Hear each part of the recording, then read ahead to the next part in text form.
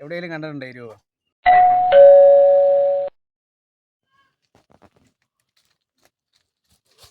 എവിടെ പോവാ ചേച്ചാ? ചേച്ചോ എവിടെ പോവാ?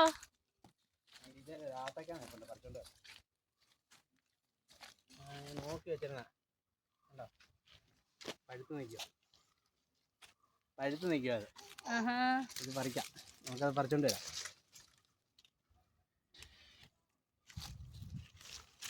വാ.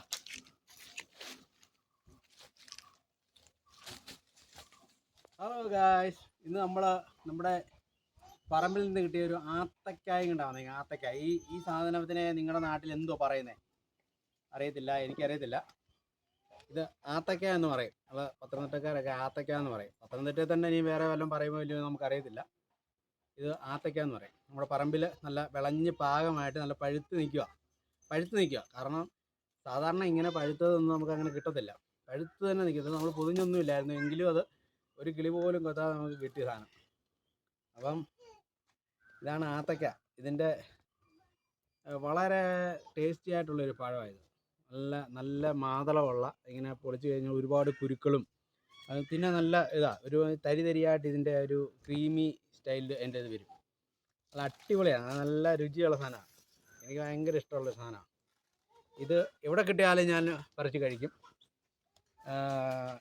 അത്രയ്ക്കും സൂപ്പറാണ്. ഇതിൻ്റെ സീതപ്പഴമോ അങ്ങനെ എന്തൊക്കെയോ ആൾക്കാർ പറയുന്നത് കേട്ടോ. സീതപ്പഴം മറ്റേ മുള്ളുള്ളതല്ലേ പറയുന്നത്. ഇതിൻ്റെ ഒരു രൂപം കണ്ടോ?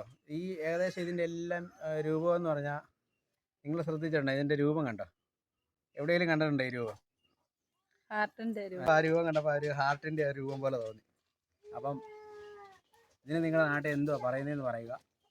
ഇതപ്പോൾ ഞങ്ങൾ കഴിക്കാൻ പോവാം കേട്ടോ. വേറെ ചോദ്യവും പറിച്ചിട്ടൊന്നുമില്ല. ഇത് നമ്മൾ അങ്ങോട്ട് കീറ്റാൻ പോവുക. അപ്പോൾ ഇത്രയേ ഉള്ളൂ ഇന്നത്തെ വീഡിയോ.